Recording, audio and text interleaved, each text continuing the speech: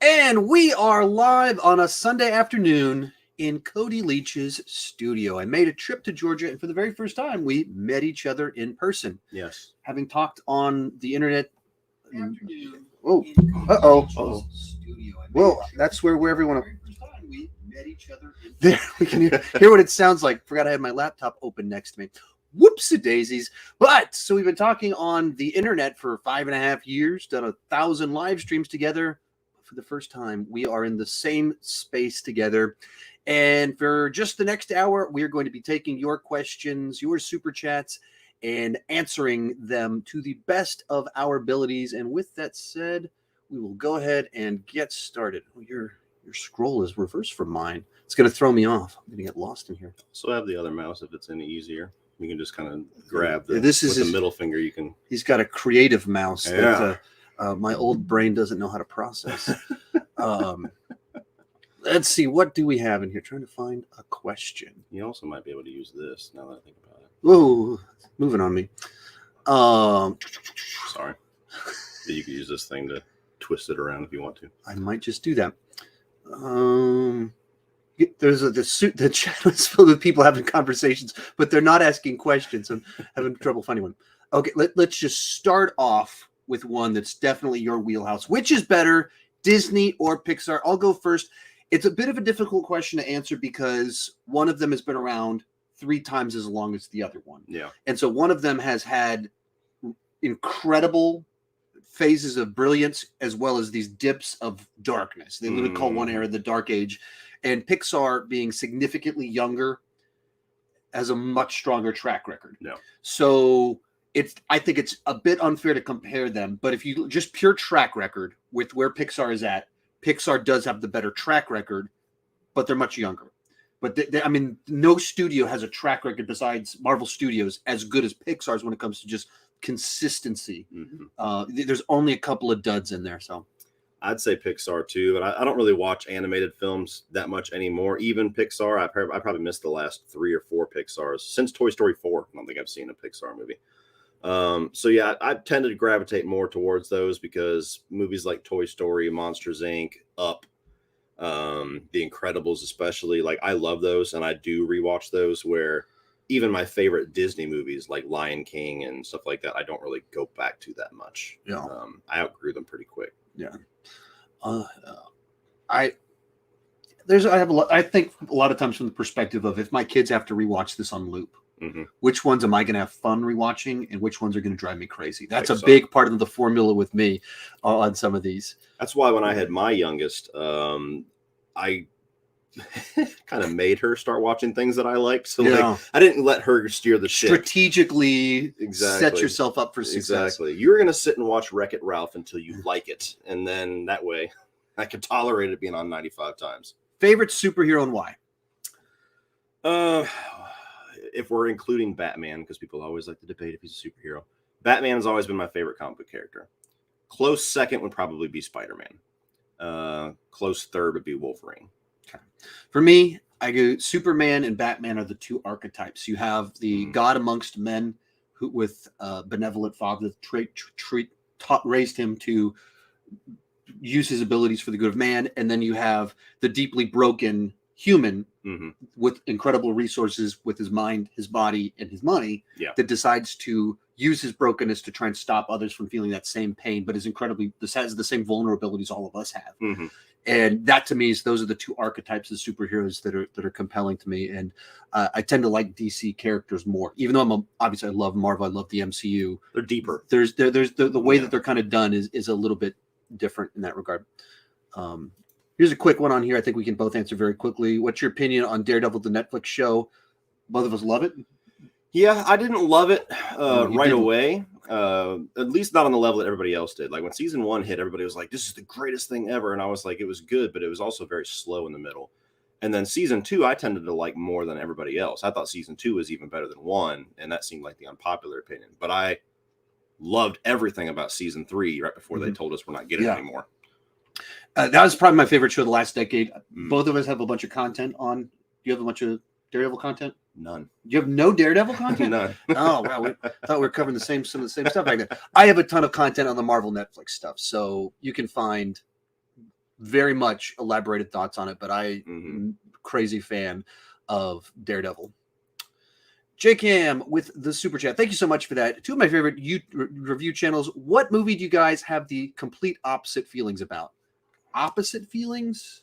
That's a good question. It's a good question to have us together, but I don't know. That's kind of the reason that we get along and do a lot of this stuff is because we don't have opposite thoughts on things. We kind of scarily line up on some things. Like we'll do reviews and not speak to each other and then watch each other's review. And it's like, did you watch my review and then record yours? Like we'll say the same things. I'm trying to think of one. There's been movies that we have had slightly different opinions on, but not like opposites. And not interesting. Like we disagree on the new Texas Chainsaw Massacre, but it's not interesting the way that we disagree. It's not like, what? How do you... So I can't think of one that immediately comes to mind. Like, I think of like maybe like The Long Kiss Goodnight, where you think this is a great Shane Black film. I'm like, yeah, it's a 90s action thriller, but I like his other work more. Yeah. But I perceive a lot more of that as just an oddity, in my opinion, not one that's interesting. Yeah. Favorite movie of 2020 thus far? 2022 so far. 2022 thus far. I guess Scream. Not that we've had very many. Yeah, we haven't had very many. I think pretty sure I would go with Scream as well. Like I said, but we're so early in the year. Like I think I saw 2 movies last month and maybe 5 this month, and there's just a lot of kind of middle of the road, mediocre, disappointing stuff thus far. So it's not great competition. I will say though, for those that have not seen it, please check out The Cursed. It was a movie I saw last year on Sundance. It was called 8 for Silver. I don't know why they decided to release it this weekend. It's going to be one of those movies that probably floats under the radar and gets no traction whatsoever. But if you can go to the theater, if you like, it's a werewolf movie, but it's kind of in the vein of like The Witch, Hereditary, kind of more that elevated horror. I thought it was damn good. So Austin Wagner with the super chat. Thank you so much for that. If you had to be a side character in every single installment of a horror series, what series would you pick? Whew. Love both you guys, and hopefully joining both patrons soon. You guys are awesome. Thank you so much for that. Side characters tend to get killed. Yeah, but that's, I guess that's to say you're the one that survives because you're in all of them. Oh. So you have to either really like the lead character because they don't die, or really dislike all the other side characters because all your friends are going to die around you. I think the easy answer is Scream, because those, well, I guess they're the main characters, but Sydney being the main character, they're the easy ones to pick because they just tend to survive everything. Yeah, and so you get 25 years with them. So I guess I'd go with that one too, because all the side characters cycle out. So because of that, I get that long-term relationship with most of the lead characters lasting for a significant amount of time. Oh God, I don't know which one you saw. You might want to block that one. It's not the real one. Oh yeah, gotcha. Let's see what happens there. Let's go with this one. Pooper said Star Trek or Star Wars. That's picking mom and dad for me. I think the comparison between them is faulty because one of them is sci-fi and the other one is space fantasy. Yeah. And so I like both of them for what they are. Star Trek, when it's proper, Star Trek is allegorical storytelling. Star Wars is hero's journey in space. I have a lot more experience with Star Wars. I used to watch all of the Next Generation movies with my dad. Every time they came out, I saw every single one of those in theaters. And I like the J.J. Abrams retread of Star Trek, but I have never watched any of the show. Yeah. So I guess by default, I would have to go Star Wars just because I've seen everything Star Wars. So I'm more tied into that. I'm more invested. The Disney Nerd. Hello, Cody and Uncle Sean. You're just going to get more people calling me that. What do you guys think of John Cena starring as a lawyer in the upcoming Coyote vs. Acme animated film? So I think I saw the headline on this one. But so it's basically a Looney Tunes movie with John Cena as a lawyer. John Cena, I think, can be pretty funny. So, and he's cartoonish inherently. He looks, I think he plays cartoonish things better than he does serious things. I guess I'm game for it for that reason. Sounds like an interesting idea. I don't know how much interest I have as an adult. That sounds like something I would have ate up when I was 7. Answer this one real quick. Sean, should I watch Matrix Resurrections? Please answer. I trust your judgment. It's an impossible question to answer without more context. It's an extremely divisive movie. The guy I did my podcast with, we're friends with, Griffin, he loved it. He thought it was fantastic. A lot of people thought it was one of the worst movies of last year. But a lot of it ties into your background with the franchise and what sort of things you're interested in. Without that knowledge, I don't know.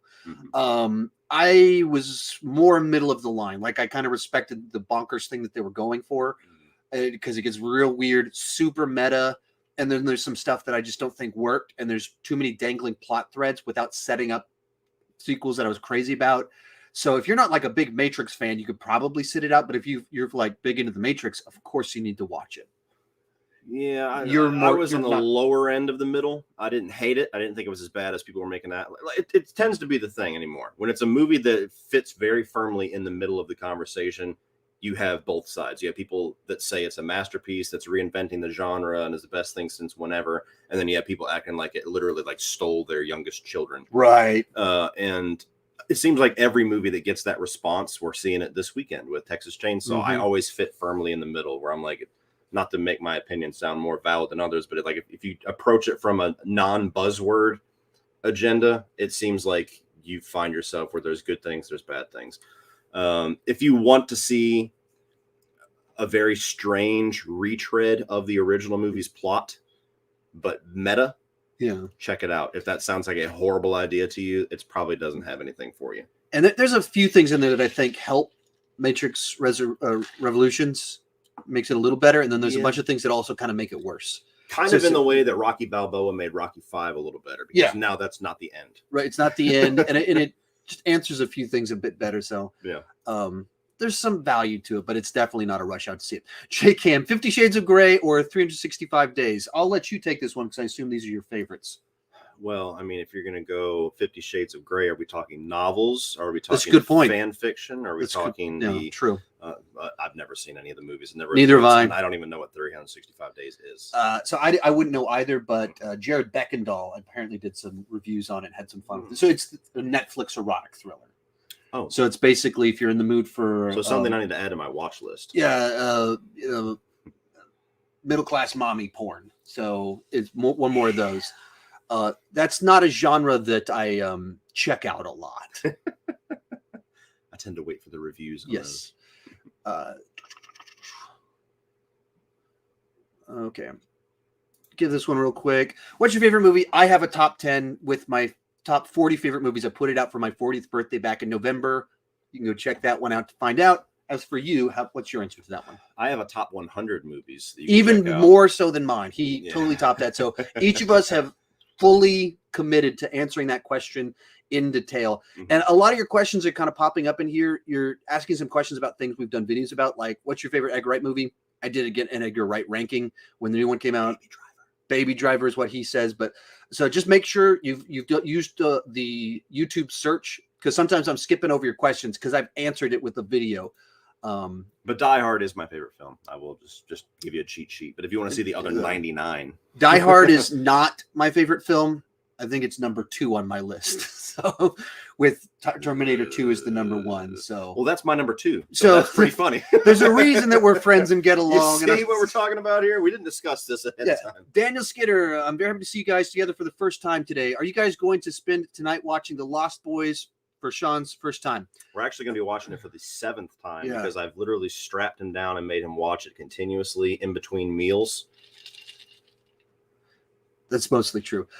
True story, Mr. Skinner. Last night, he put a different movie on he's been trying to get me to watch. Lost Boys came up on Netflix. Your name did come up in reference to watching it while I was here. That's not a joke. That really did happen.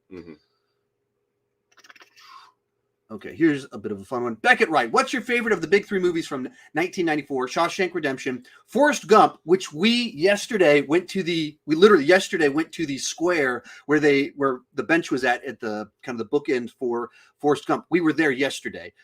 Or Pulp Fiction.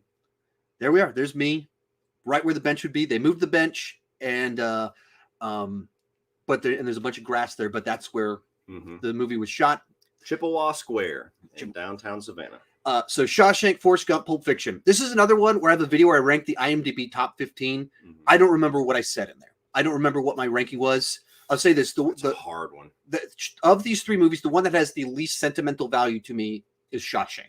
I can agree with that. Shawshank is a fantastic movie. Of these three, it's the one by far I've watched the fewest times. Every time I watch it, I'm like, wow, this is really good. So that one would be in last based off of sentimental value. Forrest Gump is one I watched a zillion times in the 90s. It's one of the very first Oscar contender films that I ever was into. I was like the perfect age to get it, but still be young.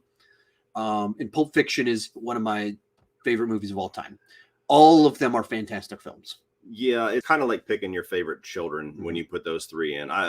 If you were putting a gun to my head, I would probably say Forrest Gump is my favorite just because that one is the most rewatchable for me. That's big in my rankings and ratings is rewatch value. Shawshank on paper is probably the best one if I was going to go down a checklist. And then Pulp Fiction is the one that's like the coolest of the three that just kind of I probably have the most conversations about. So it's weird. All three of them are like battling head to head for different reasons. And they're all dramatic, but they're all dramatic in very different senses. Yeah. It's a weird comparison. What a great year for movies. Yes. Overanalyzing Clone Wars. Is Peacemaker greater than all 4 Marvel shows? I would say Loki is the only one that is close. Cody, since you haven't seen Peacemaker, what's your thoughts on this? I haven't seen Peacemaker or Loki or Hawkeye. So is it better than... is it better than WandaVision or Captain America and the Winter Soldier, which are Falcon and the Winter Soldier, which are the only 2 I've seen?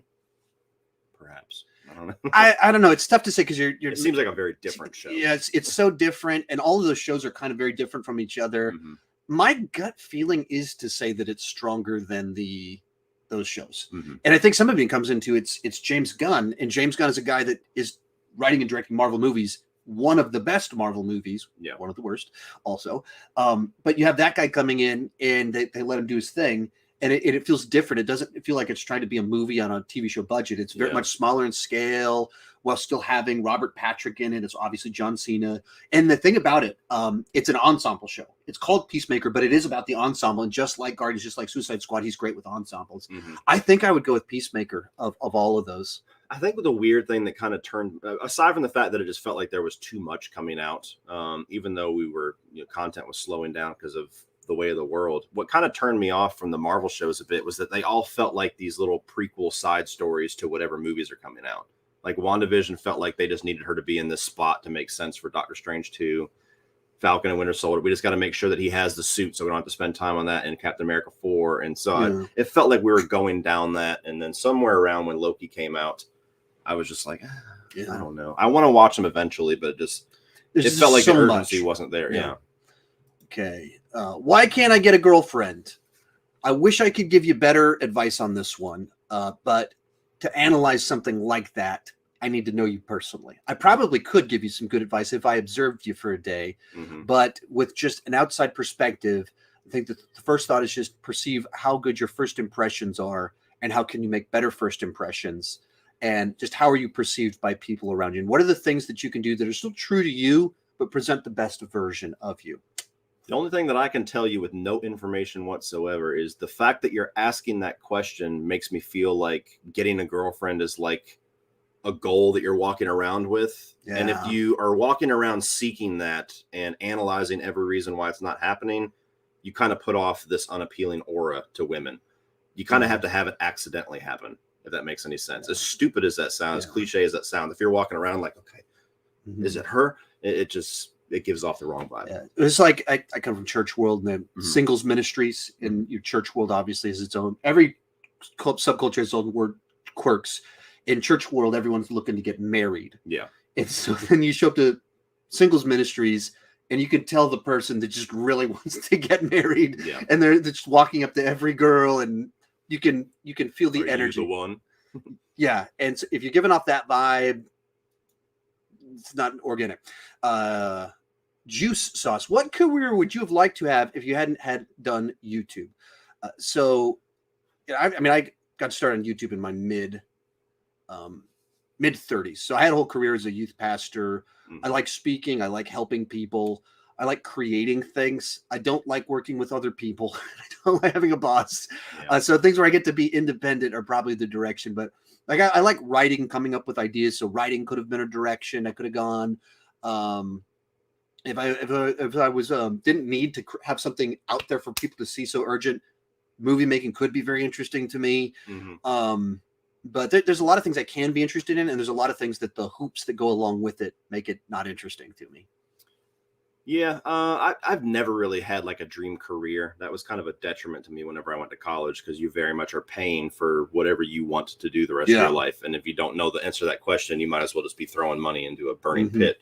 And so if I had to pick, I've always wanted to have like a restaurant, something like that. I've always loved cooking. I mean, even just the few I can confirm. Yeah. So I've been at his house 3 days now, I believe. He talks about movies in more than he talks about food more than he talks about movies and YouTube. He talks about movies and YouTube a lot, but food is huge, and he really knows how to cook. It's like, and I heard that. I knew he liked to cook and watch cooking shows, and then he started making food for me, and I was like, this is incredible. This is amazing. So this is true. What he's saying right now is entirely true. Yeah.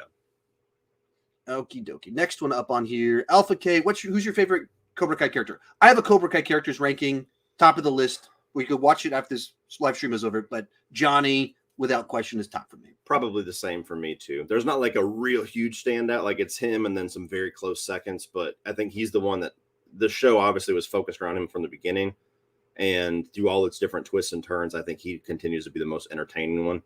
I don't think they've had missteps with him. Yeah, like even Daniel, who is the one that we love, the reason why we started watching Cobra Kai, because of the movies. Like he's made to be unlikable purposely in certain aspects, and so I think Cobra Kai is designed to be Johnny's time to shine, because Daniel had 3 movies. So, and I think also on Cobra Kai, because of the reversal, Daniel's a lot more difficult to like. Yes, he comes out much more the douchebag. Okay, here's a question specifically for you. And I want to see your public answer to this, as little or as much as it can be.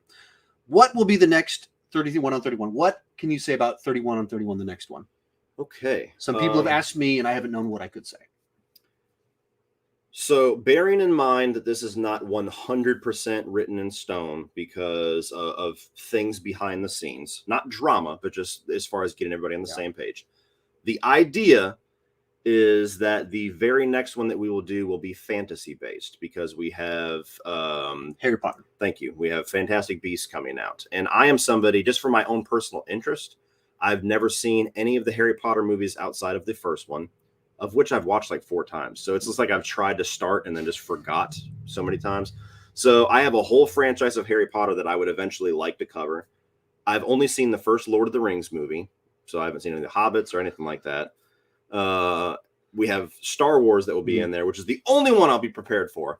And then we have, I think Chronicles of Narnia was like the default because of the number, that little game we have to play. So we have the idea that we're going to do a fantasy-based one with Harry Potter, Lord of the Rings, Narnia, and Star Wars, which should be very fun. There is another idea for one, which, again, either of these might lose out to each other, or things might work out perfectly and we end up doing both of them. There's another one that we've been talking about because there's a new Predator film supposed to be coming out this year called Prey. And so even though we've covered a couple of these franchises, we haven't really done like a sci-fi centric one yet. And so we figured out, or Brian Lomax actually figured out, that if you do Terminator, RoboCop, Alien, Predator, maybe Total Recall, a couple other little oddballs, you can do a sci-fi one. Terminator, if I didn't say that, was in there too. And so that's another idea that we have. And then, of course, the horror one, I'm not going to announce for sure right now. We know what it is. I've told everybody what it is in secret. Like if you watch the intro to last year's 31 on 31 on my channel, the answers are right there in front of you. So, but all three of these, I'm very excited if we could do all 3 of them. Yes. If timing, if getting everything watched, that's 3 really fun ones if they pan out. 99%. I mean, 100% on the horror one for sure. That one's that's the linchpin. I would say 80% on the other 2, but it just depends on how things line up. Favorite Uncharted character besides Nathan Drake, Sully, but I don't know the franchise as well as I haven't spent as much time with it. So kind of has to be Sully. I mean, you have Sully, of course. You have Elena, but she's kind of a side character to a lot of the later games. She's only really in the first one. And then, of course, you have like some other like Chloe and people that are brought in. But I think it has to be Sully. I mean, it's like a buddy cop situation. Right. It's the whole formula that pulls it all together. Yeah. Daniel Skinner, yesterday I was able to send Sean a movie that he does not own that Cody owns and loves. Okay. So it was a movie that Sean owns, but Cody doesn't. Okay. So you sent him a movie that Sean already owns? I'm confused. If it's in 4K, if it's better than the one I currently own, I guess that's a win. Okay. Well, we have to go through all 1,800 of those now and figure out which one he's talking about. That's the plan for tonight now. My voice just cracked too. That was fun. You guys got to experience That's the plan for tonight. So many questions in here. Super chat. Okay, so here is the easiest question on here entirely. What is your favorite MMA movie? Warrior. Which, if you follow either one of our channels, I think we've said this repeatedly. Whenever everyone asks me what's my go-to movie to recommend, Warrior. If you haven't seen Warrior, go watch Warrior. And I put it in like it's on Netflix right now too. Okay, it's on Netflix right now. Like I put it in like my top 20 favorite movies of all time, top movies of the decade, a couple years back. And so then there's literally about 3 months straight where every day I got a DM from someone saying, "Hey, I checked out Warrior because you put it in your top 20 best of the decade." And I loved it. Literally, it's like 3 months straight. I got that every single day. And that's not an exaggeration. I'm not overstating that. It died down after about 3 months, but there was a window. That's the response people have to the movie. That's how Rudderless has been for me, because that's been the one that I've always kind of pushed people at, because I feel like I'm the only person on planet Earth actually like pushing that movie. No. And everybody that actually watches it, I've never had somebody to like, you kind of overhype. Like, everybody's always like, "Oh my god!" Like he made me watch Rudderless yesterday. I was laying there and he goes, "I'm putting on Rudderless." So I finally watched it. It's a good movie worth checking out. Yes. Here's a real quick one on your Jacob movie talk. Sean, after watching it, do you like the Texas Chainsaw Massacre franchise? I did. I dug it. It's that type of movie is easy for me to. It was much more bingeable than I was expecting. Which is shocking to hear, because I would actually say that's one of the least bingeable series. Yeah, I think if you binge it, you actually do yourself a disservice, because you're like, this is the same thing over and over. Like, I know when CP binged it, he was like, I think some of it is even just realizing about myself over the last couple of years. I really like self-contained thriller, get out of the house and survive movies. And so then that's what the whole thing is. Pretty much. Other than Leatherface, it's just the one that's in last place on my list. So why are we on the road? I enjoyed it a lot more than I was expecting, and even the terrible ones are still kind of charming when you're like watching Matthew McConaughey go, "Booyah!" Yeah. And if you guys haven't seen the movie, we just look like we've lost our minds. But I did. I think we toned it down a bit. Yeah, we were subtle because we don't want to look like fools. Joseph Walters, ever do a glowing review and then look back inside again and say, "Wow, that sucks. You guys rock. I'm glad, happy to see you, Cloud." I won't go as far as to say, "Wow, this sucks," but I definitely rode the hype a little bit too much on last year's Mortal Kombat. I gave it 4.5 out of 5 because I was just in the mood. I wanted it to be gory. It gave me all these video game little wink and nod moments, and I was like, "That was awesome." And then after sitting on it for like maybe a month, I was like, I still like it, but 4.5. What was I doing? Yeah, I have that all the time. Of it's somewhat the struggle if you like movies, you like going to the movies, you like the experience of something you're excited to see. Yeah. And there's people that kind of default to more negative, and you have to win them over. And there's people like me that you have to like make me not enjoy a movie. It has to be pretty bad, or do something that just steps on my toes. Yeah. And so like a lot of times it's like a movie I'm excited for. It does a lot of things I like, but there's an element that disappoints me. And then there's movies that are just like, they're that middle of the road stuff that I saw. Something like Uncharted, always like, am I over having too much fun with it because I'm just seeing a new movie with Tom Holland? And that's more what I do. It's not dramatic shifts as often. I think the one that I probably had the biggest shift downward on in recent memories was probably maybe like Wonder Woman 84, where it's like the first blockbuster I saw in the theater in 8 months. Yeah. And the I went, experience finally, movie. Yeah. And then I saw it with my sister, and she tends to be a little bit more negative on these things, and she seemed to be defending it a little bit. And then sat down, I was like, that was a weird movie. That was weird. And then I saw it a second time, I was like, oh, I'm not digging this watching it a second time. Oh, this is not a good film. Yeah, it depends on the genre for me too. Like, there's some genres and subgenres that I'm just suckers for. Like when you give me something like Nobody, by default that shouldn't be my favorite movie of the year, but for a lot of the year last year it was, because I'm a sucker for or action revenge movie. Death Wish that came out with Bruce Willis. Everybody hated that movie, and that was in my top 5. So it's just weird how it works Yeah, that way. and there's shit like that's even kind of like this new Texas Chainsaw Massacre. Mhm. I just kind of realized while I was watching it, there's a certain vibe to these Fede Alvarez produced, or when he has the story credits. Yeah. I just dig kind of the way that he does tension and stories, Yeah. and like I can read every criticism people had of the movie, and I go, yeah, you're right. I'm not I'm not going to win you over, but I can't also tell you that I didn't like. I really enjoyed the thrills of it, and then the actual massacre in a Texas Chainsaw Massacre film. Yeah. The Gargoyle King with the soup chat. Thank you so much. Hi, Cody and Sean. What's your hopes for Scream 6? I don't know. You're gonna have to tell me what I'm hoping for. I know my fears more than my hopes. I mean, I'm a casual Scream fan, so we're gonna have different expectations. I've had a lot of fun with all of the Scream movies, even 3. I think for that being what I would say is clearly the worst. If that's your worst movie in a slasher franchise, you're doing pretty well. So Scream to me always reaches like this middle to above average level of entertainment value for me. So I don't have a ton of expectations. The one thing that I would not want to be in charge of as far as the writing for Scream 6 is what are we going to play on? What are we going to do with the horror meta? And that's my theory. Fear. I said theory. I was like saying theory with fear. So that's my theory. There you go. So we had 10 years since the last one. So the obvious thing to poke fun at was requels. Yeah. And I said that even when they first announced it, I was like, that's really all they could do is play on this whole Halloween 2018 Candyman thing where we have to delete everything, go back. And I also thought that was going to be the perfect meta reason to bring back Matthew Lillard. Spoiler alert, that didn't happen. So aside from just the weird fan fiction desire of seeing Matthew Lillard come back finally, whether they would make it make sense or not, that would be cool. But as far as the big piece of the Scream movie that I was worried about walking into 5, which is what is the horror meta commentary going to be about? What are they going to have new to talk about in 2 years? Yeah.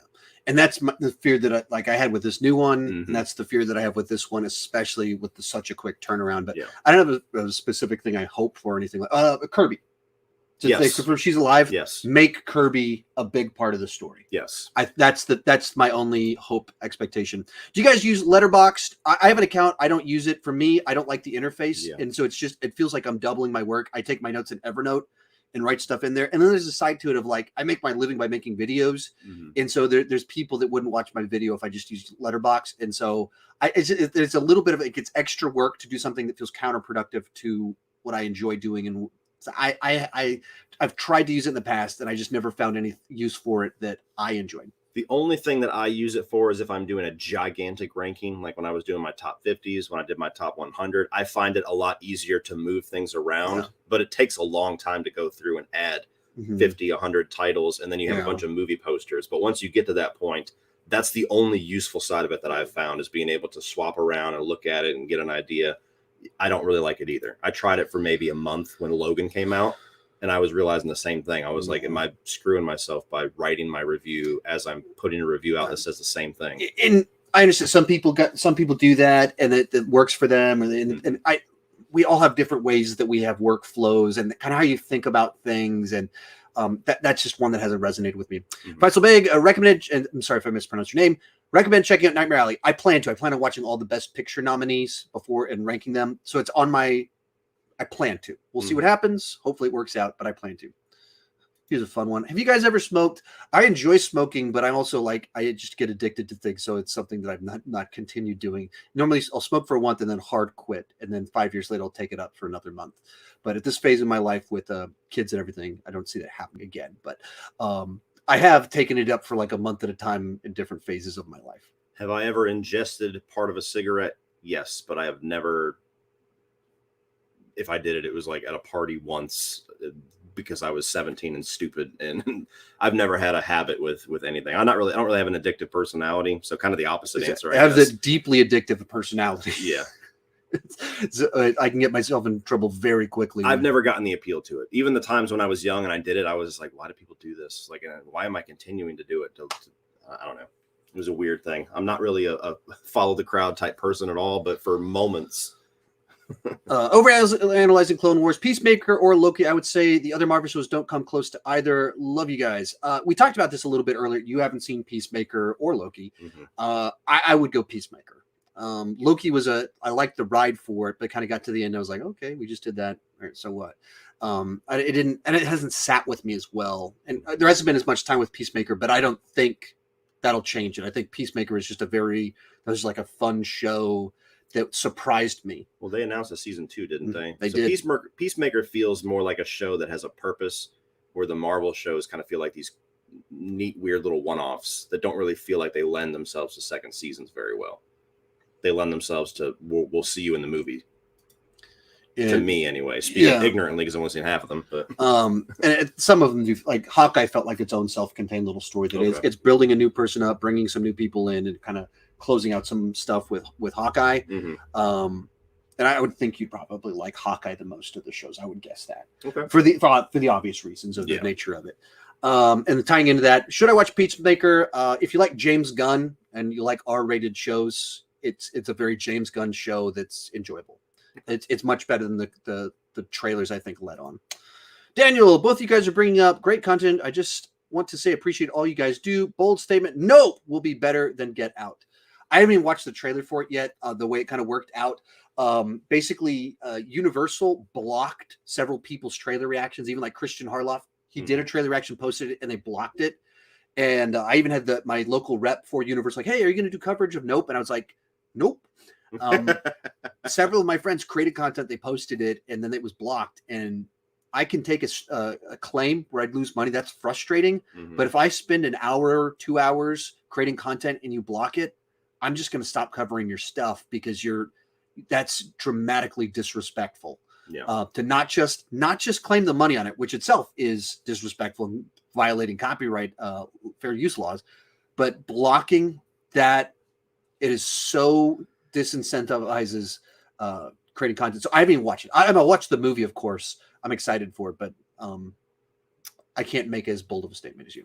I appreciate it for one. I watched the trailer to Nope. I mean, we'll see when the movie comes out. I enjoyed Get Out. I found it a little bit overrated, while still thinking it was a really good horror thriller. Had a little bit harder time with Us. The logic of it really screwed me up, and that Jordan Peele movies so far have kind of really appealed to that crowd. That's very frustrating for me, especially in the horror space, to where I feel like you're supposed to praise it unanimously, otherwise you get called like a simpleton. Like, just go watch Friday the 13th again. You don't understand these movies. And it's you didn't understand the symbolism. See what the clock says. Like, no, I got it. I just don't. The thematic and themes and messaging doesn't trump coherence. Like, you have to have story coherence too. I just don't think it did at all. I didn't even think the message made a lot of sense either. No, that movie was very messy. And so I'm very cautiously excited to see what his third film is, because I felt like Us was a bit of a misstep. And it seems to have kind of that, for the minuscule amount of info we have, even with the trailer, it looks like it might be playing on like that Amblin Entertainment era. And so that was very exciting. But it's, again, I always get a little bit of a exhaustion. Ari Aster, Robert Eggers, like all these guys come out with films that appeal very much to a certain crowd, and that crowd can make things seem very pretentious sometimes. And I felt Us was pretentious, especially like they start doing these ballerina dances and stuff in the third act, and I was like, what are we doing? So anyway, Disney nerd, have you guys seen Black Hawk Down? I haven't. I watched it for the first time this past weekend and thoroughly enjoyed it. It's one of those movies I know I should have watched. I'm sure I would love it. But I have a lot of those in the war genre. I've never seen Apocalypse Now. I've never seen Platoon. I've never seen Black Hawk Down. Yet I own every single one of them. They're all back there. Even Saving Private Ryan, I've never seen. And that's the big shocking one that everybody always like, what? For some reason, in the war movies that I have seen, I love The Patriot. I loved Hacksaw Ridge.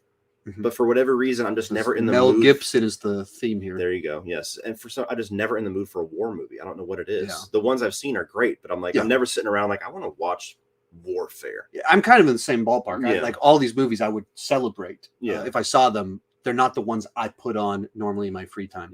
And I'm one of those people that unfortunately there's 1,000 movies probably on these shelves alone that I have not seen, that I have intention to see, but I will pass them to watch Planes, Trains, and Automobiles for the 35th time. And it's just, It's my personality. Sometimes there's also the investment to like watch something new. There are movies that normally demand something of you. Yeah. Quiet time, which you don't have much of as a parent. Right. And so you put on something that doesn't demand something. Yes. JKM, what are your thoughts on Euphoria? I haven't watched any of it.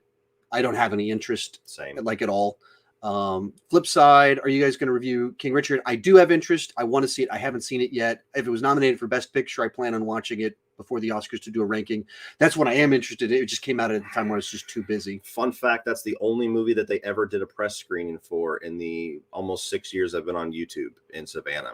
That's the one? That's the one. And I understand the demographic of Savannah, why they did that, but it was weird. I was like, now you guys are doing press screenings? What happened to No Way Home, Endgame? Like, there's no interest for that, but King Richard, okay. I haven't seen it. I was curious, but it seems like Will Smith tends to do these Hail Mary, like Oscar bit, like I really want an Oscar, please. Yeah. And I don't know how it's going to go. Was it Concussion was the last one? Or yeah. This one seems to have gotten better, more consistent praise. Carter Lovejoy, hopes for The Last of Us HBO show. It's the greatest thing ever. I haven't finished The Last of Us. I've got a backlog of games I need to play. And while I have played a number of video games recently, it's intentionally been stupid stuff like Fortnite because it's just turn your brain off. So I've played like 2-3 hours of Last of Us, and I just haven't had the time to like invest into it. It looks like they've got the source material as well as the team to do something really good. Well, it seems like they're also the first ones to realize maybe doing an entire 8 to 10 hour story crammed into 2 hours isn't the best way to do this. Yeah. Especially something like The Last of Us that really hinges on long developed characters and long developed character relationships and dynamics. That movie would be horrible in 2 hours. Metal Gear Solid's another one. So what I'm hoping is not only that it's great, but if nothing else, it kind of reframes how Hollywood approaches video game adaptations. Like we just saw Uncharted this weekend. Uncharted lends itself better to a movie than a series, but they still are taking the wrong approach. They're like, what can we do to make this flashy and mass appeal? And I think if The Last of Us nails it, it's going to be like, okay, some of these video games that have huge epic storylines, that have all this interactivity, all these different characters that people really get upset when we try to trim everything to make it fit into 2 hours. Maybe this is a better way to go. Here's one.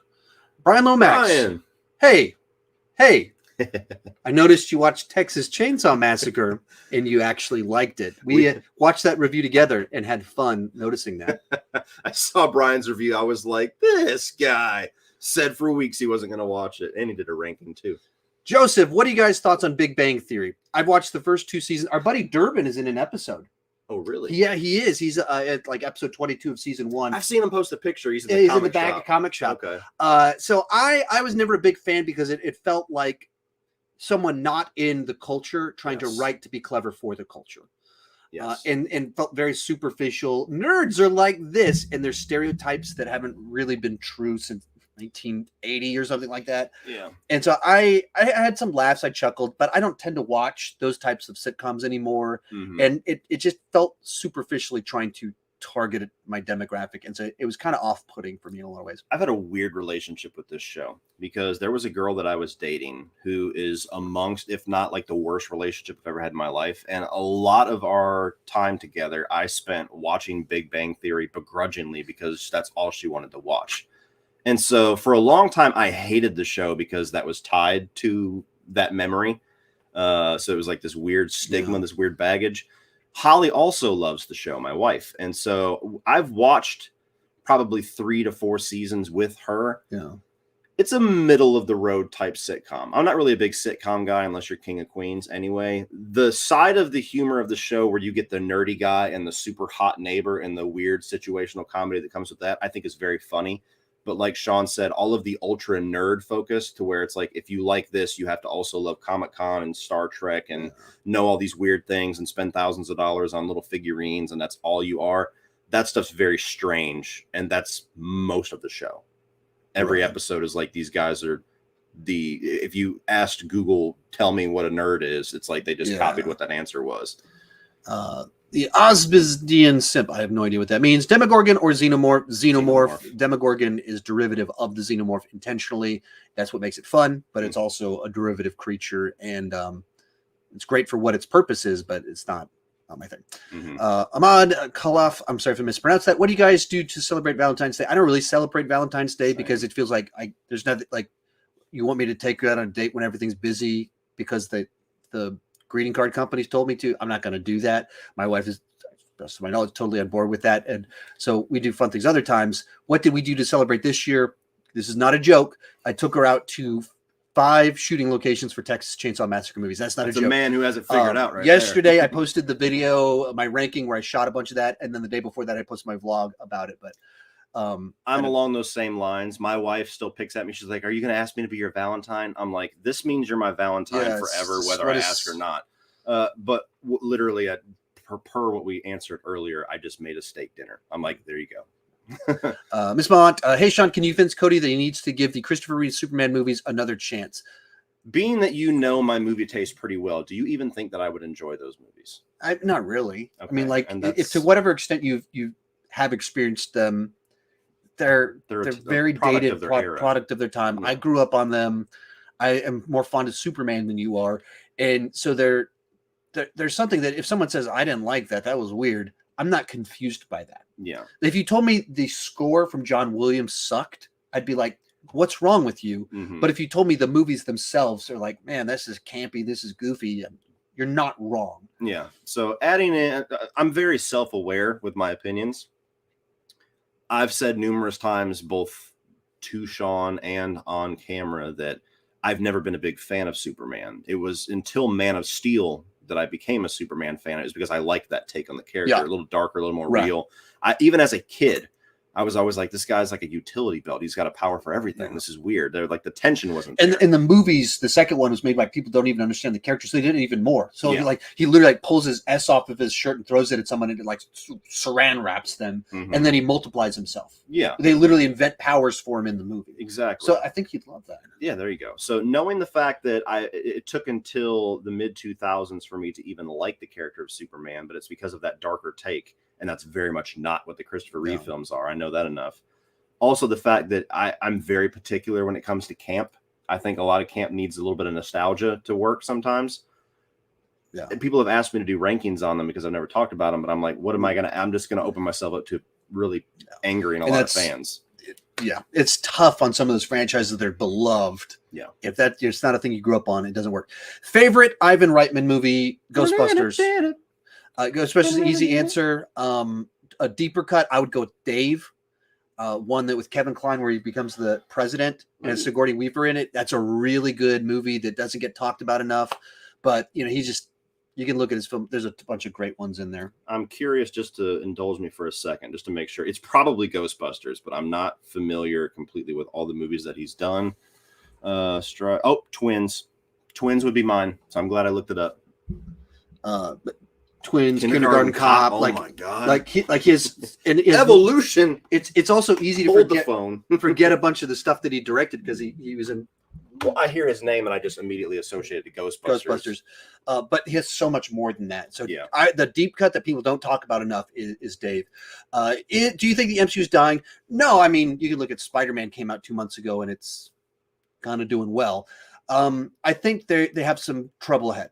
Yes. I think there's some red flags, yellow flags right now about where they're at that I think they need to pull some things together. And No Way Home was really the only obvious hit that they had left in their utility belt for right now. Mm-hmm. That they knew that was going to succeed no matter when they released it. So, like I don't think dying is the right word. They're rebuilding. They're rebuilding, and I don't think last year made it clear to me what they're building towards, and I think that's the problem. Yeah. For a long time, it was so clear we are building towards Infinity War and Endgame. That was very clear for so long. We got past that, and they set up the multiverse. They set up kind of this street level ground Avengers with Elaine Bennis bringing a team together. They set up the Celestial stuff with Eternals. And those don't feel like they go hand in hand. Yeah, they don't go together at all. Yeah. So it's very unclear what any of these three, how they tie together. And that's we still have X-Men and Deadpool that are waiting in the wings and too. Blade. Yes. And so there's all these things coming up. I don't know how they tie together what they're building towards. That is what has me worried. Mm-hmm. Not dying, but I could see a path where they are dying. Yeah. Whereas it was like you could only see like, man, this looks like it's going to be awesome in phase 3. And phase 4, it's like, I just don't know. That's kind of exciting, but there's enough things last year that I was like very middle of the road on. Yeah. And the thing that was like, that was the big standout, Spider-Man No Way Home, wasn't exciting as much because of MCU, was exciting because of Spider-Verse. Yes. Next one on here. Have you ever seen House of a Thousand Corpses? No. Yes. I hated it the first time that I watched it. I appreciated it a little bit more on the second watch. At some point, I would like to do a Rob Zombie ranking, and the only films that I have not reviewed by him is his little Firefly trilogy. But I'm kind of a weird exception to the horror fan rule, because it seems to be that most people either absolutely despise everything that Rob Zombie touches, or it's just absolutely for them, and they get angry if you don't have it in your top 10, top 50. Like, I literally had a comment yesterday that I read for Sean where somebody was frustrated at my Texas Chainsaw ranking because I had the original at number 2. And he was like, why would you put that at number 2? If we didn't have that, we wouldn't have Rob Zombie movies. Yeah. And I'm like, that's your defense? That's not how that works. Yeah, exactly. So House of a Thousand Corpses, it very much inspired by Texas Chainsaw Massacre, but I love Rob Zombie as a director. I think he's got a cool style. I think he obviously knows how to move the camera around and how to get certain emotions out of people. But I think his writing is where all of his weaknesses are. And I don't see him ever doing a movie that he does not have full control over. I would love to see somebody write a film and he direct it, but I don't think we're ever going to see that. Real quick one. What's your favorite Wes Anderson movie? Roll Tenenbaums for me. I don't think I've ever seen a single one of his movies. I tried to do a ranking. It was the wrong time. There's a lot of stuff going on, so I had to binge through them. And it was like eating the same meal 3 times a day for a week straight. Yeah. He has such a distinct style. I couldn't do it. Yeah. And hopefully in the future I will do a ranking, but it was tough. I even shot on location for one of the movies. For Bottle Rocket, I went to the hotel from Bottle Rocket, shot it, and then I couldn't get the movies finished in time. Do you hate Eternals? No. I think that hate is a word that people dramatically overuse, and hate should be a strong word that carries weight to it. I hate Freddy's Dead. Like, if you hate something, should be a narrow category that actually makes you mad. And I hate Alien 3. There's things, yeah. What what they did in that movie. I hate the choices that they made there. Mm-hmm. I actually feel angry about why would you do this? Why would you take the direction of this franchise? Why would you do this to these characters? Why would you write yourself into such a corner? And so it has to have a weight to it. Yeah. And the idea that I didn't like the way that story played out and the way the story was told, I hate it. No. That's not what hate means. No. And maybe if I was emotionally connected to the characters and I felt the way I did about it, then that would be different potentially. The way that with Alien 3, I deeply care about these characters and I was like, how could you do that to these characters in this way to deliver this story? Eternals is the only MCU film that I gave a negative review for. So it's the only one I did on first viewing. I would now, I think, give a couple of them. I'd have a few of them I'd go negative. It's the only one on first viewing I did. Correct. Ernie, Am I the only one? Okay. Am I the only one that is more excited for Moon Knight than Batman? Yes, love Matt Reeves as director from the Apes movies and the Nolan trilogy. Love Matt Reeves as director of the. Okay. I think so. I mean, there's a lot of if you're on film Twitter, everybody's absolutely pumped about both of those. On film Twitter, they're going bananas for both of them, but I'm certainly more excited about Batman.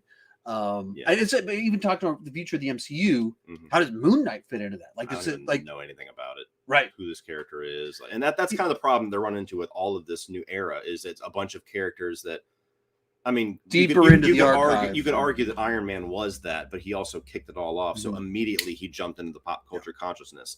I don't think Shang-Chi is going to do that just yet. I don't think the Eternals are going to do that. I don't think that Moon Knight is going to. These are characters that we're all going to have to marinate with for a couple generations to obviously that's who that is.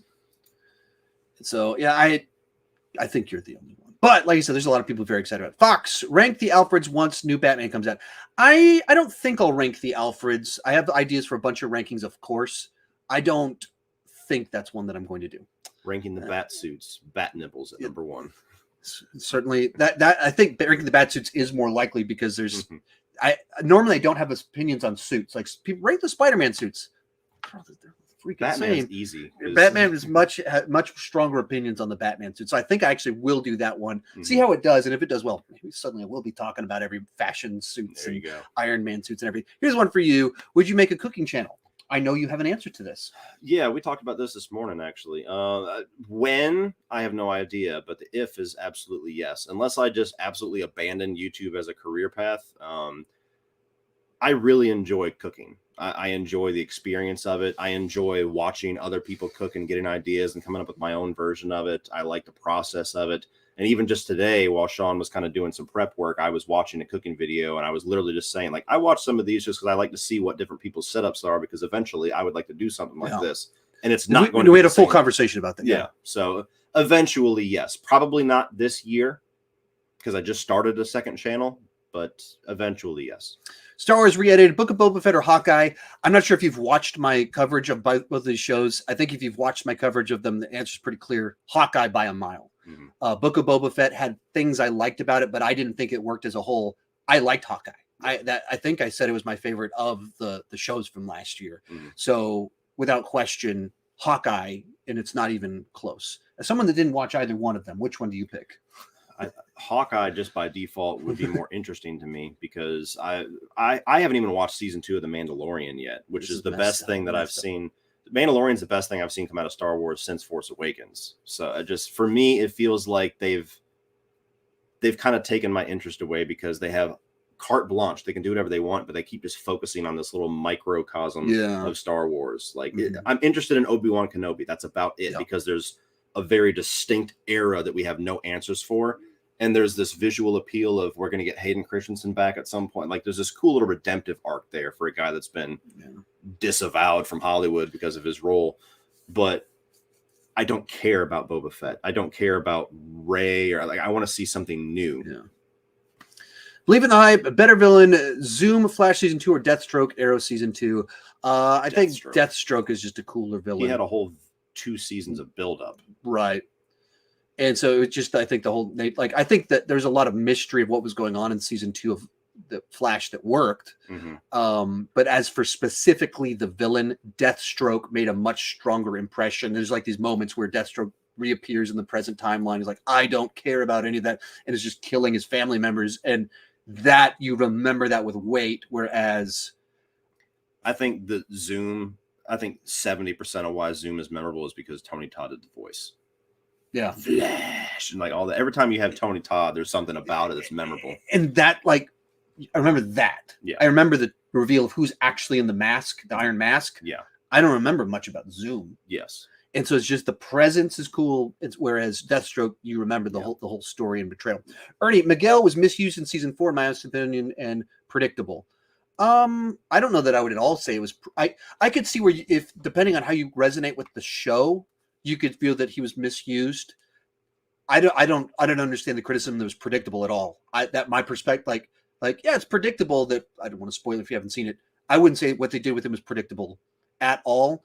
I thought the scenes with him and Johnny at the end, where they're like having their emotional scene, that's the best dramatic scene of the entire show. Yeah.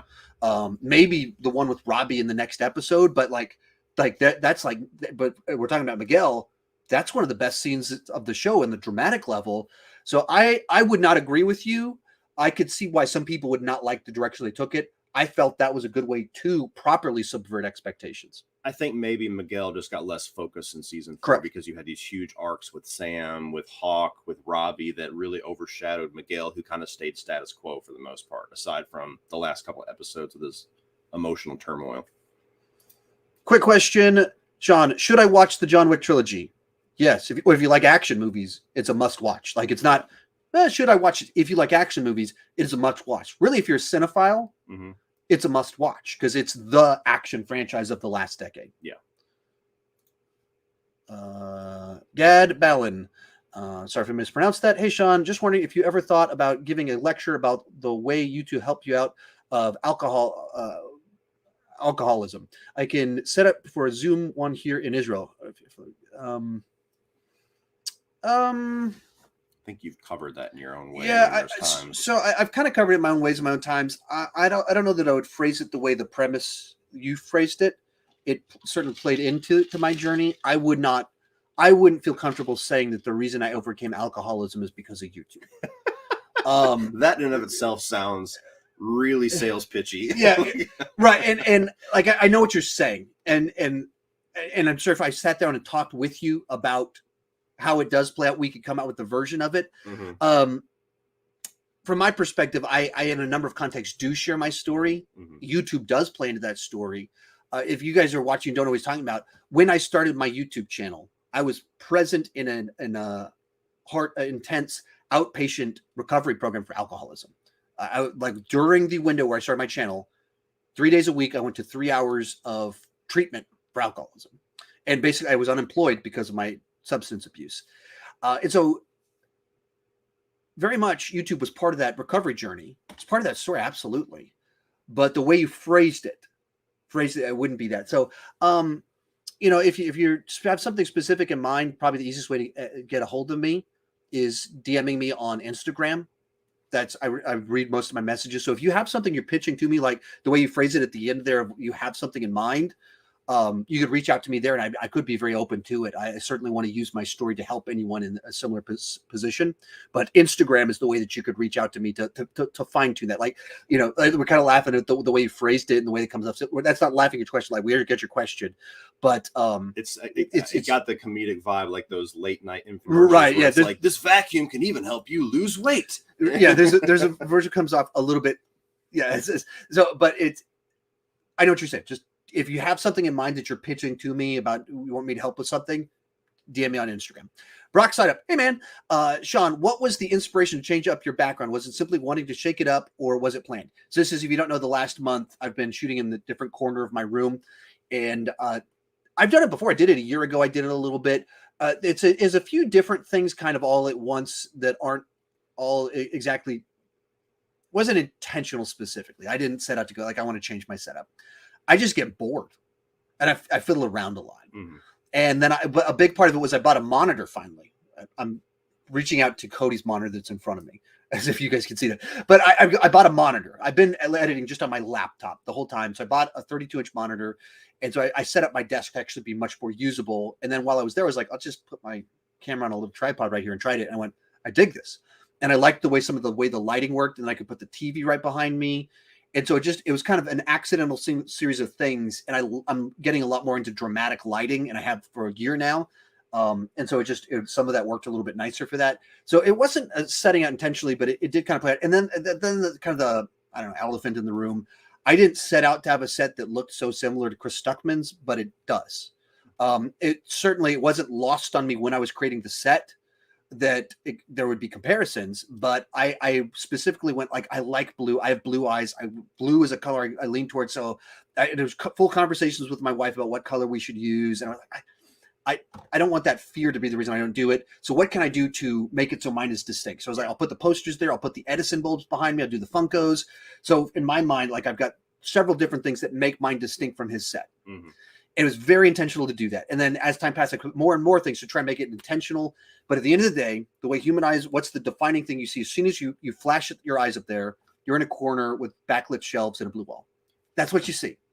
And so there's a side to it of, like, if I can move away from that, that's something different. And it's frustrating because, like, it's not like there's a bunch of other people that have sets that are dark, shadowy, colorful lighting in the background. But if it's just in a corner, it's just so distinct that immediately people go, "You're just ripping off Chris. Did you film this in Chris Stuckman's basement?" Like, I get it. It's frustrating. If I'd known, if I put the work in, it was going to look as similar as it did, I would have done something different. But that's all of my thoughts on the matter as best I can share them. And several of these come in a row that there was no, so Lucas Griffin, but there's no question attached to them. We were supposed to only go for an hour. We're at an hour. There's another one right here, 3 in a row without a question. So I'm going to try and go through these next ones as quick as we can, finish these out. And just so you know, as soon as we end this, I'm heading over onto my Patreon page, and we're going to go for a little bit longer, talking with my patrons, answering questions. 3 Saturdays out of the month, I do live streams over on my Patreon page. Join at any level, and you can join in. Those are an hour long. I answer everybody's questions every single time.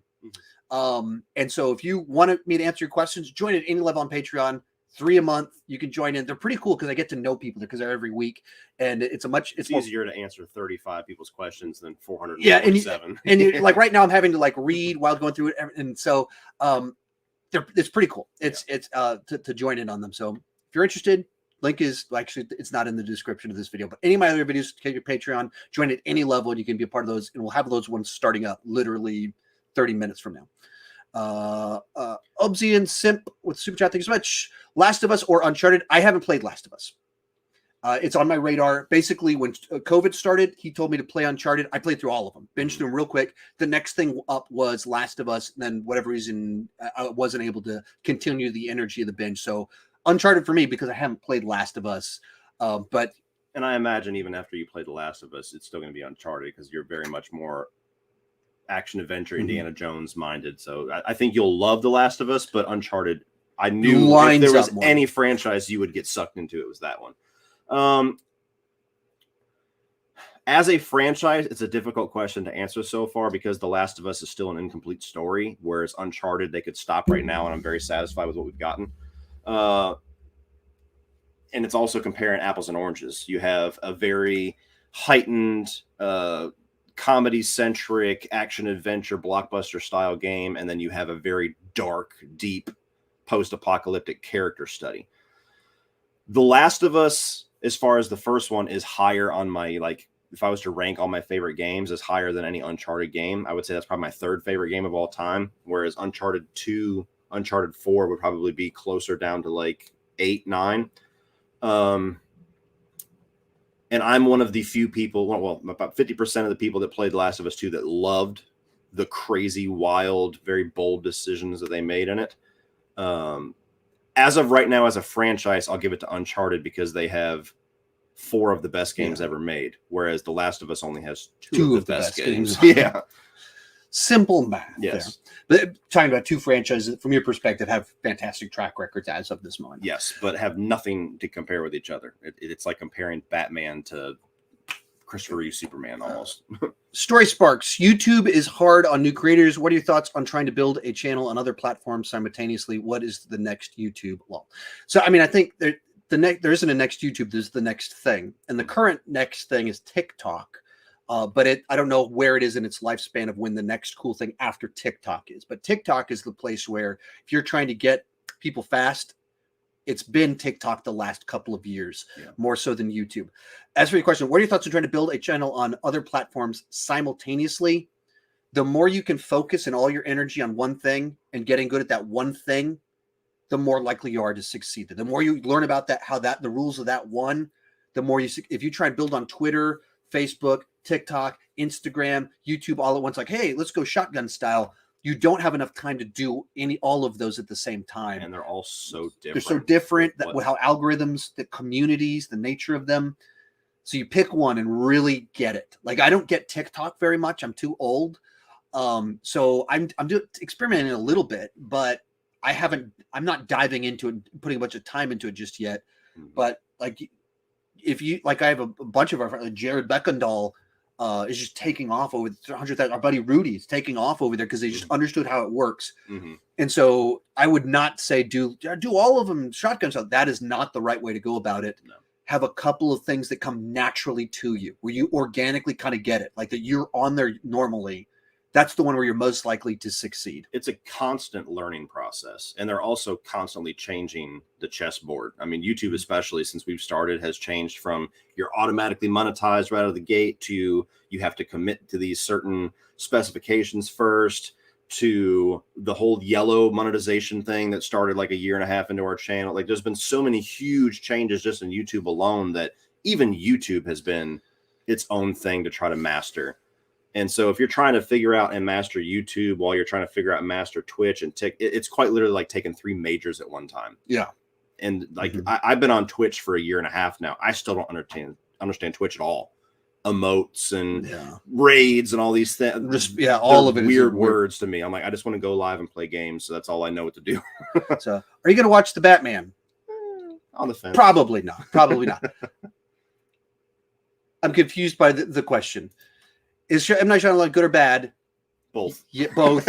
And both not just good and not just bad. Amazing and awful. And then, of course, Subneet having to stir the pot. Subneet, does Sean look taller than Cody? We're sitting in different chairs. I don't know which one of us is taller in real life, but we're both in the tall category. Not weird tall, We're both in the tall category. We're within an inch of each other at most. Depending on what shoes we're wearing, depends on which one of us is taller than the other. Yeah.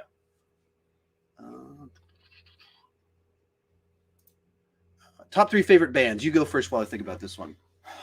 Metallica, Judas Priest, and Stained. I have no idea. It's always tough for me because the Jonas Brothers. I remember Big Time Rush. I remember BTS is that the K-pop band. Big Time Dynamite. Oh yeah, I don't know. I remember growing up, my dad's favorite band was the Beatles, and he had like John Lennon paintings on the wall, like John Lennon's paintings and stuff like that. That was my household. And then they had some new recordings come out in the 90s, and whatever, I forget what it was called. It was a big deal. So finally, new Beatles songs 25 years later, and we got it for him. Like, Dad would be so excited about this, and he didn't listen to it. And it wasn't being like spiteful or anything like that. And I didn't understand it until I turned about 35 and went, yeah, there's all these bands I love, and I haven't listened to anything they've done in 20 years. And I've suddenly understood what that thing, understood my dad a little bit better. Well, music is so weird because it ties to your youth. People have even asked me to start a music channel. I'm just like, I don't even know if I could do that because like I'm so niche with what I like anyway. But movies have a constant flowing timeline. Video games constantly. Music, you could have a band that drops 3 albums in 4 years, or you could have Metallica that you see them once every 10 years. And it's weird. So to give you some answers, the artists that have meant a lot to me, of different, give you different ballparks. Tom Petty and the Heartbreakers is a band I actually saw with my dad. So it has a bunch of sentimental value. It's actually a much more emotional story if I told you the whole thing, but I don't want to do that at the moment. Metallica, love Metallica. Back in the day, loved Smashing Pumpkins, loved Weezer.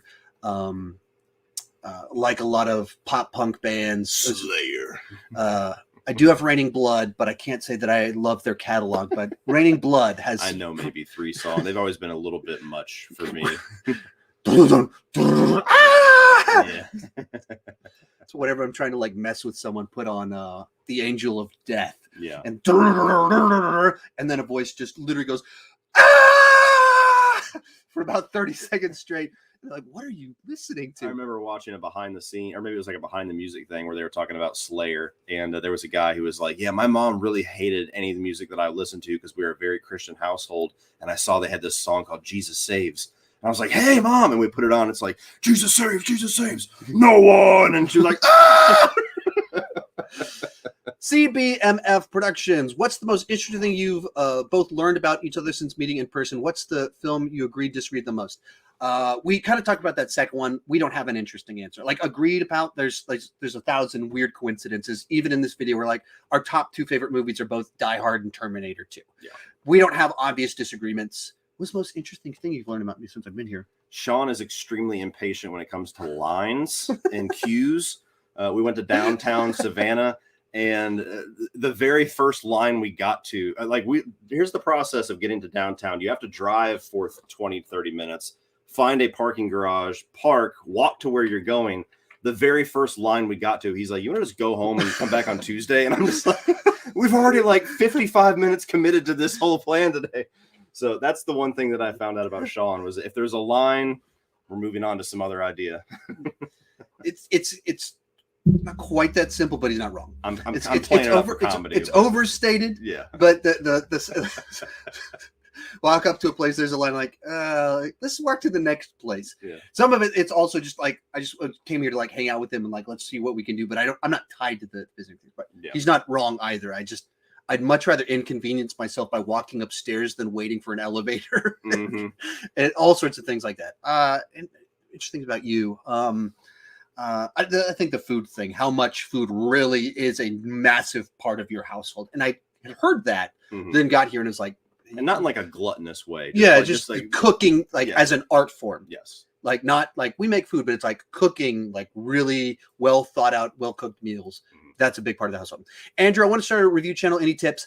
I've done a bunch of videos on it. You can just search Sean Chandler, start a movie channel, Sean Chandler, grow a movie channel. I put out a course on how to grow a movie channel. I have a second called Real Creators that's all about that. So I won't answer your question because I've got a bunch of content that's done that, and we need to get through this really quickly. Expectations for Nolan's new movie, that it will be well done, but we're too early to know. It'll have a fantastic cast. Isn't it like a war film again or something? It's about Oppenheimer. It's about the development of the A-bomb. Yeah. So it's going to be amazingly directed with beautiful cinematography and a great score that interests me absolutely zero, with an amazing cast, which is how I've kind of felt about Nolan ever since he stopped doing Batman. Like when he used to do like Batman and then some cool genre flick, like The Prestige, Batman, Inception. Ever since then, he's been kind of stretching his like historic legs. And even Interstellar, to a degree, was a bit out there for me.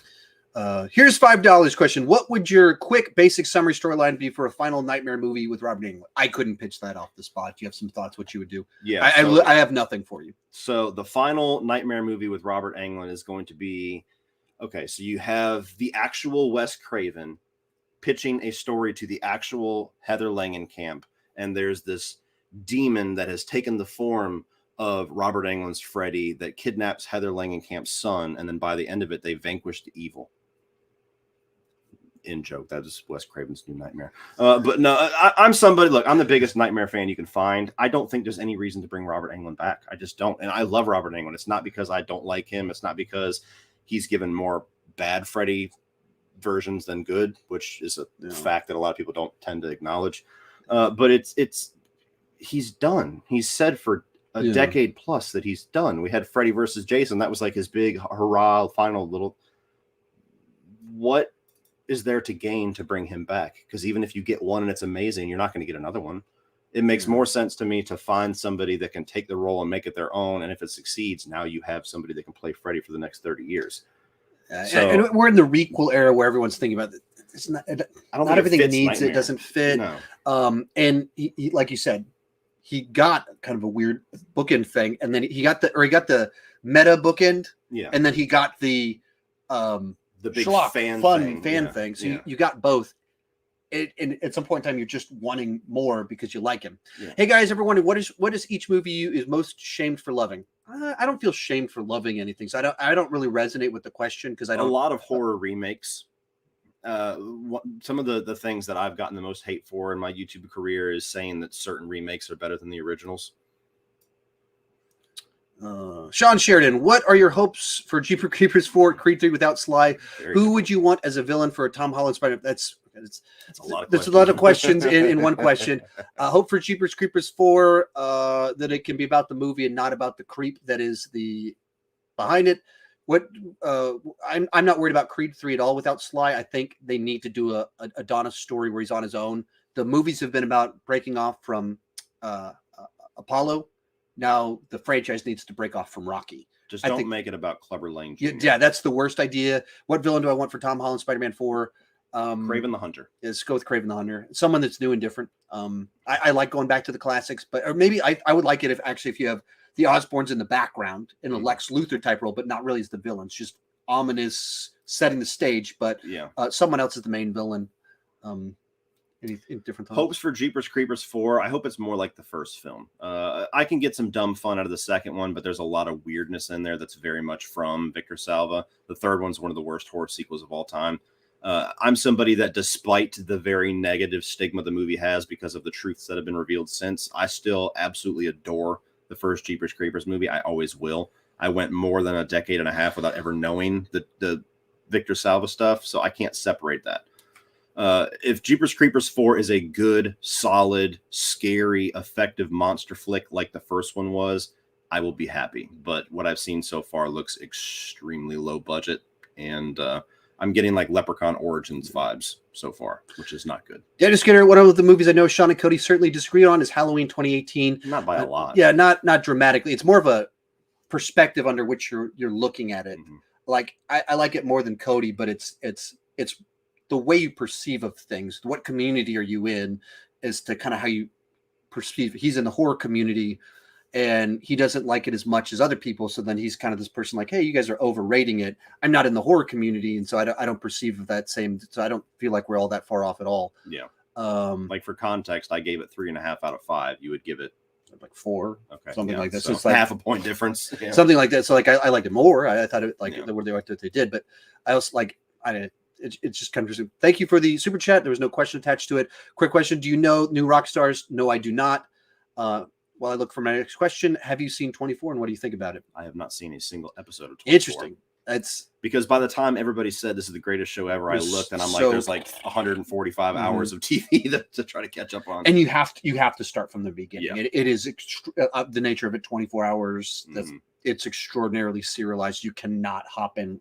Like, you would understand the story for each season, but it would spoil everything, all the twists and turns from the previous It ones. also hurts that everybody seems to agree that like the early to middle seasons were the greatest stuff, and then it's just been failing to kind of capture the same sense. And that's kind of the disappointment when you have a show like Dexter too, where you really want to encourage somebody, but once they get hooked, they're only going down from there. And when you have these shows with very tight concepts, there's only so many great storylines, and you burn through those in the first 5 seasons, and then it just feels like you're trying to recapture it with more and more bold decisions, while at the same time the core of your plot is something you already did.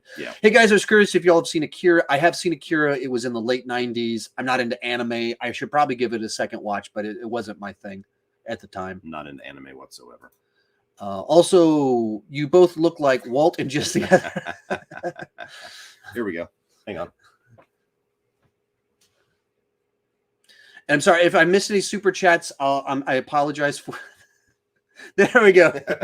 Finish out with it. I apologize. I'm doing the best I can with. We're trying to get through these, and we're already going to be overbooked on our time. So, Francisco Gonzalez, can you guys give a shout out to my wife, Tanya, for her birthday? Happy birthday, Tanya! Happy birthday to you.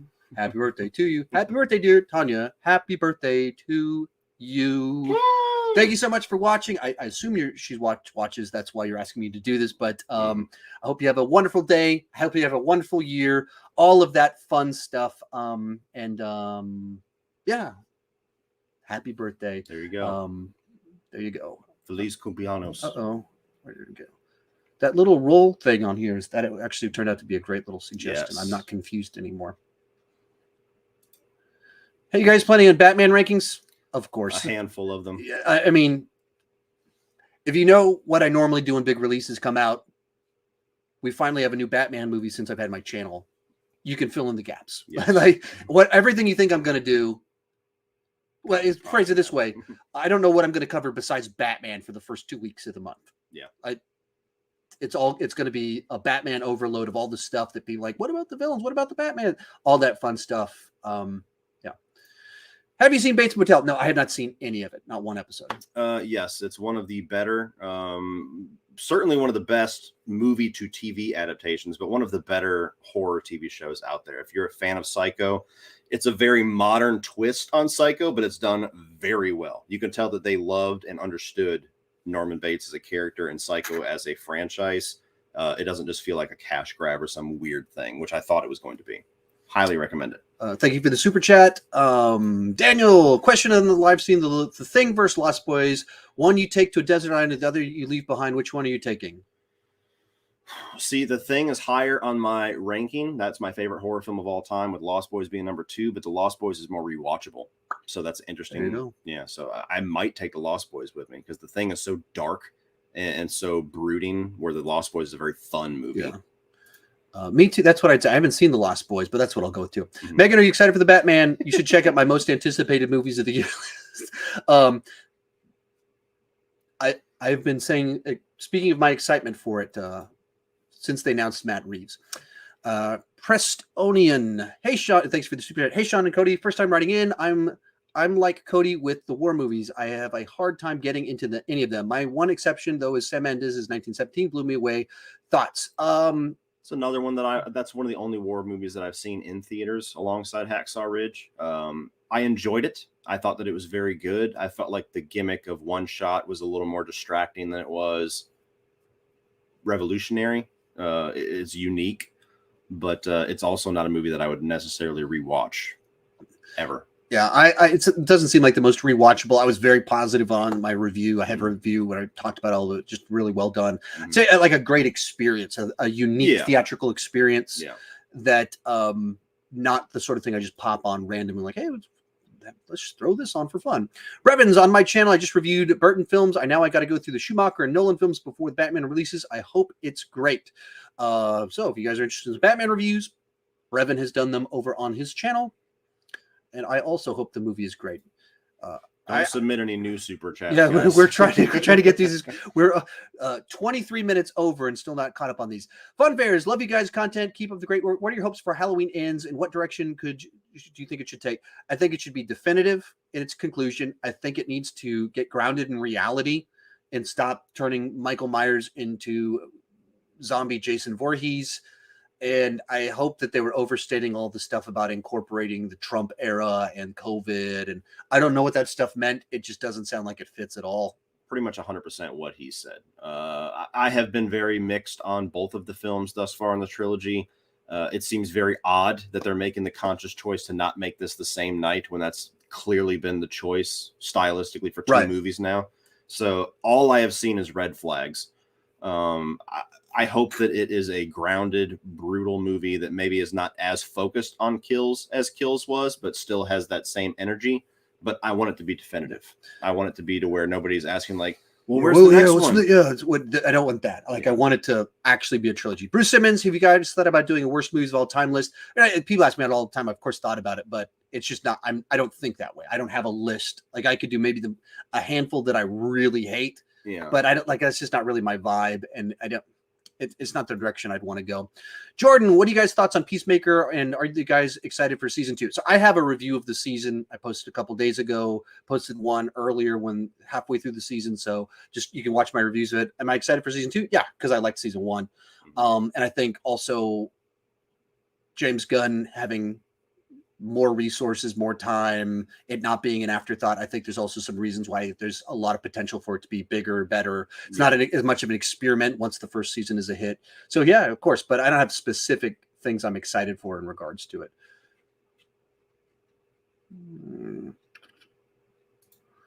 Edward, what are you guys' thoughts on Fast Times at Ridgemont High? I haven't. Awesome. I've never seen it. Totally awesome.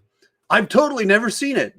I don't even know what you're referencing. Is it 80s teen movie? No, I know Sean what the Penn. movie. Sean Penn is what I was looking for. Yes. Why I forgot Sean Penn of all names to forget. I assumed it was Sean Penn's character. It's one of those 80s comedies that I think ages very well, where you have some movies like Animal House that's very much of their era and don't quite age as well. Fast Times, there's a lot of different high school character dynamics that are timeless. Yeah. When will the Sean Chandler podcast have new episodes? Maybe tomorrow. We're thinking about doing an episode tomorrow. So it's entirely over 50% likely it'll be tomorrow. And we even thought we're brainstorming how I could move forward on some stuff.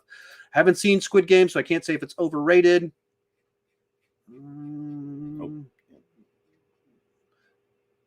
Lucas Griffin with a super chat with no question. Thank you for that. Guys, quick little note too, just for the future. I don't know, I think Lucas might have done a couple of those. If you want to donate, if you have a certain budget you want to donate in the show, it's better just to donate that at once, because every individual one, YouTube takes 30%. So Sean actually makes less from multiple super chats than one.